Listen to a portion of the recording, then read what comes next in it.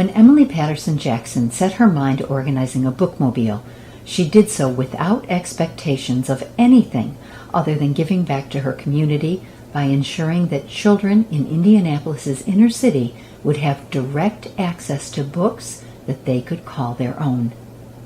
Perhaps the simplicity of her plan is exactly why, a short 6 months later, Emily's storage shelves are now stocked with almost 4,000 books, which have expanded to include reads for adults as well as children.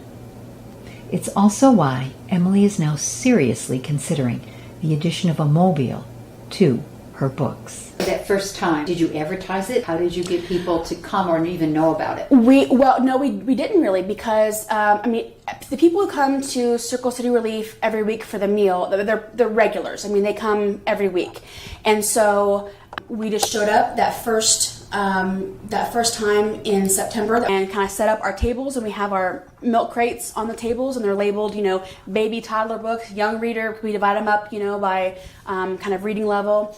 And that first bookmobile in September, I would say we gave away about 150 books with no advertising whatsoever. Do you limit? Are they only allowed to take one book? They're allowed to take 2 books. Okay. Mm-hmm. And then so since then, it's just really kind of been word of mouth from the people there in the community, telling other people, and then they'll come.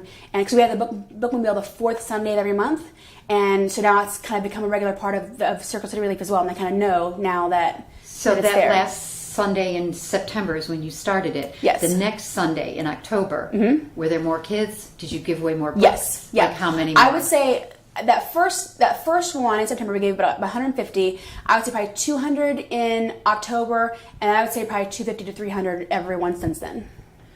What's the biggest surprise to you about this project? The thing that you didn't expect? Well, I didn't expect how big it would get. I didn't expect. I thought it was a crazy little idea that I had, that I didn't even know if anything would come of it or not. And now it's become, really kind of a big part of Circle City Relief, and part of that kind of community there. I didn't expect how many people would donate books and how many they would donate.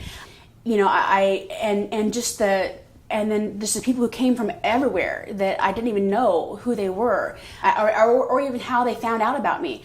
You got 1,000 in that first 3 weeks. How many since then? I would say that I have probably 3,000 to 4,000 books right now on the storage of Circle City Relief. Many duplicates? I would say not many. Really? That's impressive. Sure, there are going to be duplicates, but it's still, people just, giving books. Although at this point I've had several media specialists from elementary schools, like elementary school in Carmel, because they get rid of their old books after however long, and they just throw them away. And so I have had a couple librarians contact me and say, "Do you want these books we're going to throw away?" I'm like, "Yes, I do." And so I got a huge donation of books from Cherry Creek Elementary in Carmel, and so I'm getting books from libraries as well, and it's just been amazing to see how the word is spread. And like I said, it's only been word of mouth. That's all. It's just been totally grassroots, totally word of mouth, and it's been really surprising to me, how quickly it spread.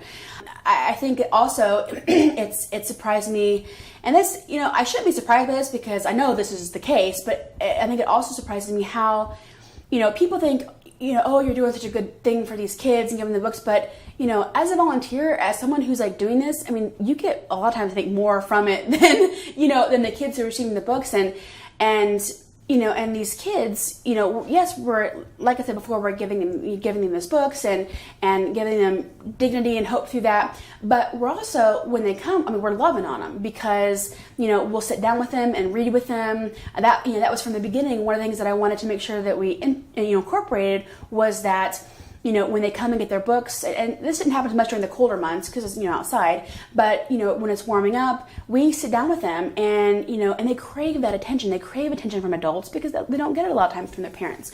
And they crave, adults reading to them and spending one-on-one time with them. And And so, we give them these books, but really more importantly probably is just, loving on them and, we call it being in the hands and feet of Jesus, caring for what he considers the least of these people. And I think to me, that's really what's most important about the whole thing. Have you gotten any feedback from adults who want you to start bringing books for them? Yes. So how's that working? Immediately. I wondered about that. Well, so yeah, we had a lot of adults at the beginning, like, hey, are you ever going to do adult books as well? And my response is always, well, let's get the kid thing under control, the kids' books under control first, and can I see how that goes, and then we'll, go from there. And so we do have. I've never advertised for adult books, but we have had some donated. And so I have just like a kind of a bin of adult books that we kind of bring out to the serving site. But yeah, definitely my hope is that at some point we can add that onto it. The donations are still just kind of coming in. And are you still, do you consistently put it out on Facebook and things like that? Okay, you No. stopped it. I have a Facebook page that is dedicated to the bookmobile. And so people who like that page, get updates. Do you have any intention or idea in the back of your mind that seems to be so busy planning good things of getting a bookmobile, of actually having a vehicle that will allow you to go to other neighborhoods? Yes. About a month or so ago, I started kind of feeling that we needed to look at maybe, the bookmobile process, how it was working, how it was run. And, as we're getting more and more of these books building up in storage, and I'm looking at it and thinking, is this the best way? Is this the most effective way to use these books? And I got to the point where I said, I don't think it is. I think that we've got enough books that the bookmobile could support and supply several other bookmobile events around the community. And so I did a little video that I put out a few weeks ago saying, just that, I really think, I've been thinking about it. I think we need to use these books more effectively. And what I think I need now is a trailer. and that's my dream now is I am looking for a large enclosed trailer that we can turn into and actually make the bookmobile mobile. My goal, my dream would be to have it outfitted inside with shelves and maybe a little seating area and like a mini library where I hook it up to my van and then just take it to different areas around town. It's not an urgent matter, so I thought I'm just gonna wait and see what happens. I'm gonna put the request out there.